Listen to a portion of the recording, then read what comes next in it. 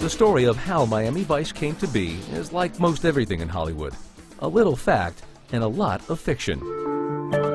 Legend has it that then NBC chief Brandon Tartikoff scribbled MTV Cops on a piece of paper, and from there a series was born. Vice creator Anthony Yerkovich said the idea for the show did come in part from MTV and the way they were telling stories through music, and in part from a piece of paper, but not that one. Instead, it was a newspaper clipping, an article about the large amount of undeclared income in Dade County, Florida, that got him thinking that Miami and its underworld of under-the-table money had all the right elements of style, seediness, and sizzle for a great cop show. A lot of times in writing, particularly in a cop genre, the action is where the money is. So you follow the money. And as cause and effect of all that cash, you've got episodes and episodes worth of illegal activity. So where else can a big city player find a good time in a town like this? Everywhere.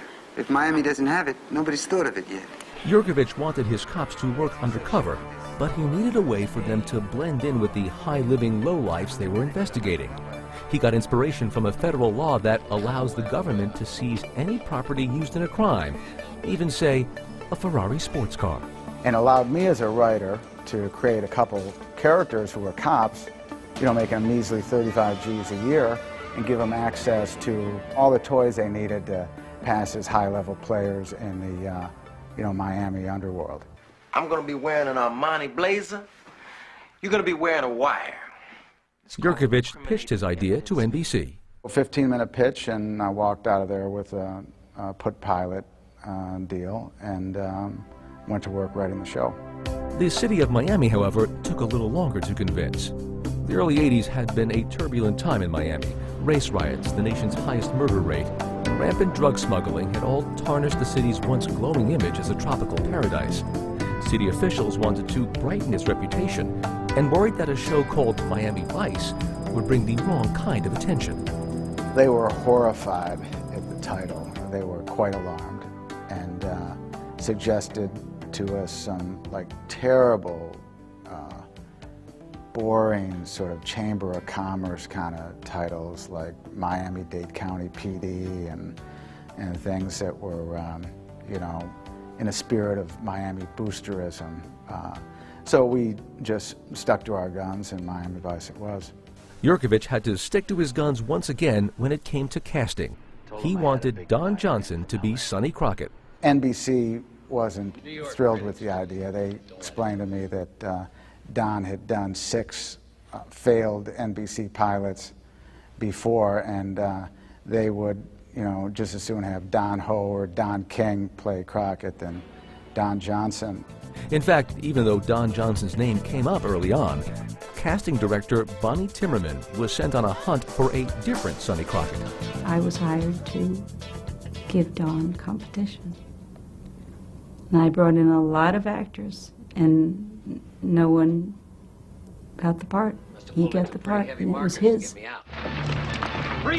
For the role of Tubbs, Yerkovich suggested Philip Michael Thomas. It was late in the casting process when Johnson and Thomas finally met.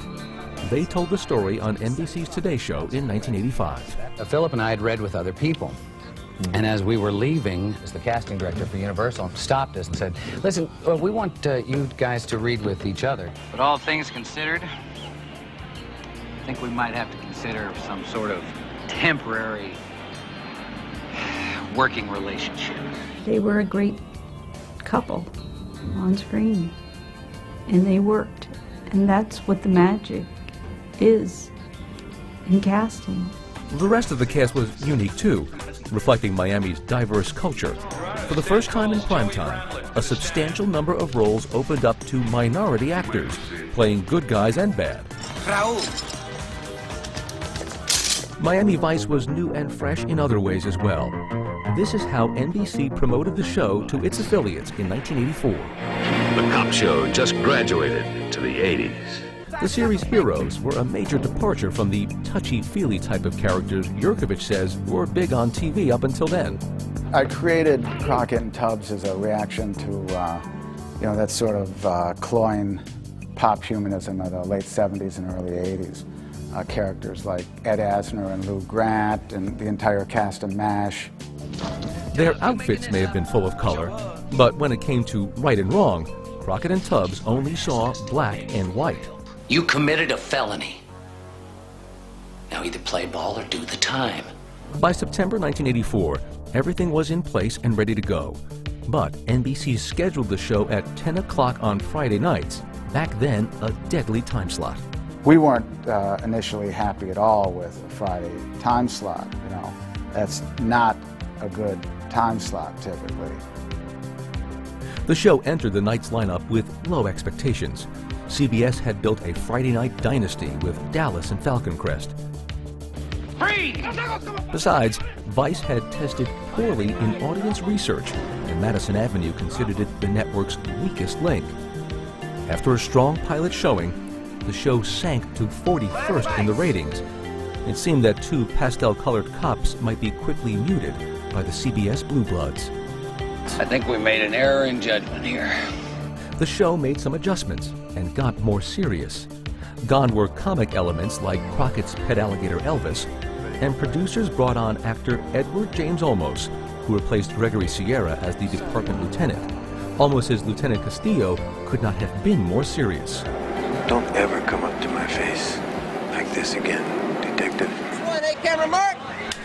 By the time summer reruns hit the air, it was clear that the cast, crew, and creators of Miami Vice had done their jobs. Things had turned around. The show was ranking among the top 20, and it was just starting to heat up. By the start of season 2, Miami Vice had arrived. Other networks had look-alike shows, and as this segment taped by Michael Talbot for a local Miami station shows, it was almost impossible to find anyone watching the competition. Somebody's got to be watching Falcon Crest. All these people can't be watching Miami Vice. Miami Vice remained on the air for 5 seasons. The series that some thought didn't have a chance remains today one of television's most enduring favorites.